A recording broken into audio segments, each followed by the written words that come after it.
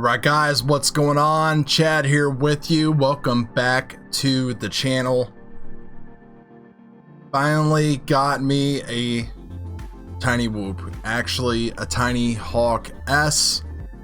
I resisted the temptation over the past year and a half to pull the trigger. Last year when the Mobulas and everything else was coming out, the beta FPVs, it seems like models were pumping out 2 to 3 a week. Some were popping ESCs, some weren't. Then they threw HD cameras in them, then they took them out. I just resisted that urge because things were just happening just too fast, too much, and it really took a lot of convincing for me to see how big of a difference it was from the old Tiny Whoops that I was flying, the brush stuff, you know, the ones that all of us started off with. I built a few, had bad experiences, just things, you know, just the frames cracking. We've all been there, I think, most of us. I mean, the last great experience I had was with the second generation Big Yellow Blade Inductrix FPV. Got the Tinyhawk S. And the thing is just, it just blows my expectations away. So we all know what they look like. We all know how they fly. We know that they are just super amazing. The price, what you get, the little charger, the batteries, the extra props, it comes in a little case. It's just fantastic. I did cheat a little bit and change out the camera. You can see there that I have a RUNCAM NANO 2 in there. So I added a little bit of weight. Nothing bad on this. Seems to be just fine. Which we will be talking about weight a lot in the next build that we're going to be looking at, which will be the Tinyhawk Freestyle. Because that is one that I have been having my eye on.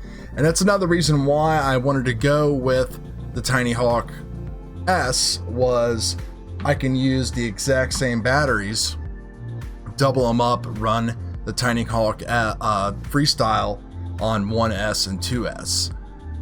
Big problem I see with the Freestyle is that the VTX looks horrible, the range on the SPI receiver looks bad, and the camera is equally as bad on this than on this.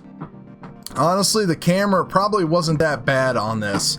Going with this camera here, I think the only thing that I got was a little bit better performance in the dark. So instead of it just being completely black and unable to see anything when I fly from, like, say, my kitchen to my living room through the dining room, now it kind of shimmers and flickers a little bit. So for the 20 bucks, I think it was definitely worth the upgrade to get that.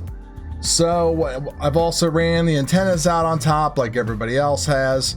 I'm just loving the thing. I can't believe how great the thing flies. I'm not going to show you any flight video. You know, everybody knows how good they fly. Out of the box, it's just fantastic. These brushless whoops now are just a million times better than you could ever even think unless you fly one.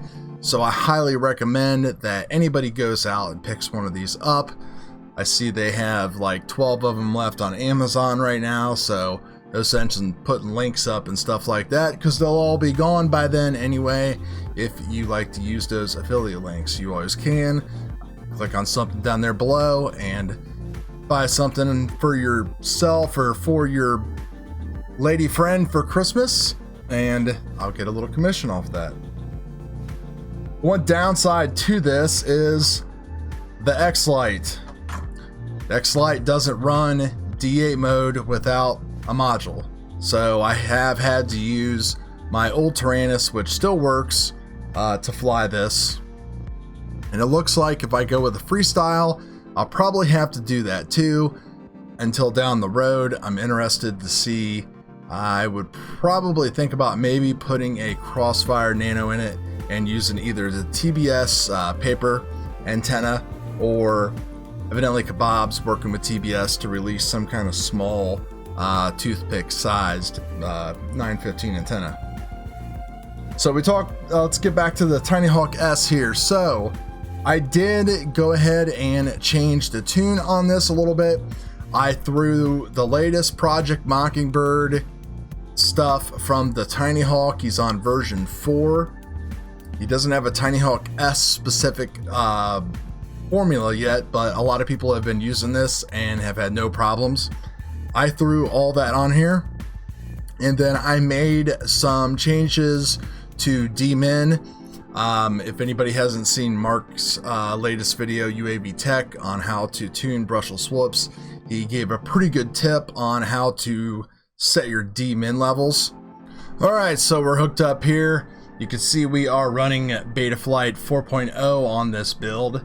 And if we take a look at the configuration here, I don't think anything in here is different with Mockingbird, except we do need to set the camera FPV angle, because we are going to be mixing that in as well with the yaw mix and everything like that.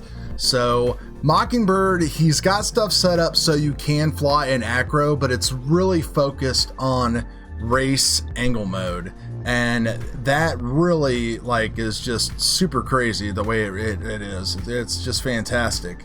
So if we look at PID profile number 1 here, this is the stock Emax stuff that comes on here, besides the filter settings, because I did have to change some of those to meet the Mockingbird requirements.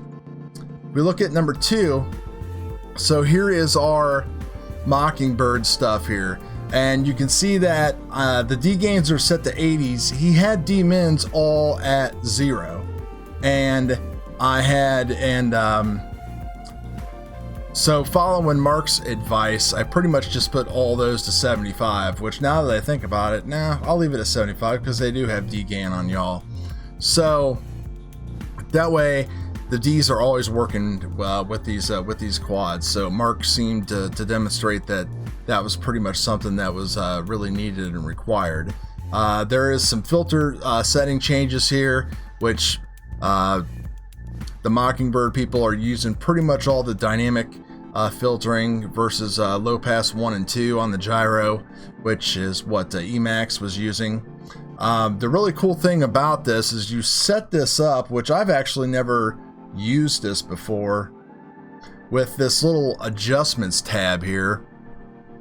So as we go through our modes and flick our switches, what it's actually going to do is it corresponds to what rate profile you're actually going to be using. So as you click and go through from angle to horizon to acro, it's going to actually change the rates for you automatically and leave everything on PID profile 2, just so when you switch mode, you're going to have a rate profile matched up to it perfectly. So if you take a look at this right here, this is the angle racing mode rate profile, and then this is his horizon mode profile, which I haven't got too used to that horizon mode yet. It's really not as stiff. It's got such a huge balance. When you push forward on the stick, I'm still trying to play around with that a little bit more. I need to work on that outside, but the weather hasn't been too good. Rate profile 1, he said just you can go ahead and just use pretty much your own type of rates that you like to use. So that is pretty much what I am doing on that, and I don't like that right there. Start typing through on some of this stuff and you kind of get off on this. The other thing to do is kind of change the throttle midpoint, so that way you're not really working the throttle. The Mockingbird guy really talks about just having as little stick inputs as possible on how things actually fly, and it's pretty cool because I've never really flown like this yaw. Basically, you're doing almost 99% of your turning with your yaw with the Mockingbird angle race profile here. I mean, it is night and day difference going from an RC rate of like 1 or 0.9 to a 2.15. I mean, literally, it just snaps around like that when you're flying. It's just super fun and super fantastic. So, I mean, that's it in a nutshell, guys. I mean, I don't really have a lot new to add to this whole thing. I just am trying to say that if you were like me and you were on the fence for such a long time on picking up an indoor whoop, then this, I think, is the one, and it has the track record that it's the one to beat. And then with the popularity of the Emax Tinyhawk Freestyle, and it being very similar specs, weights, and everything to Kebab's first 2.5-inch toothpick, and then being able to use all of your batteries on it to run it on 1S or 2S, you kind of get into a little bit of an ecosystem, which is just going to be fantastic.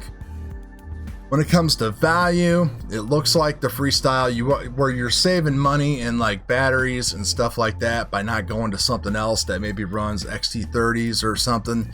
You are going to be spending a little bit more money on upgrades. The VTX looks horrible, the receiver looks horrible, and then you're going to add a little bit of weight to that too. So try to keep it to that magic Kebab 73, 75 gram level is where we're going to be. So come back for those videos, guys. They're going to be coming here hopefully soon. We will see you on the other side.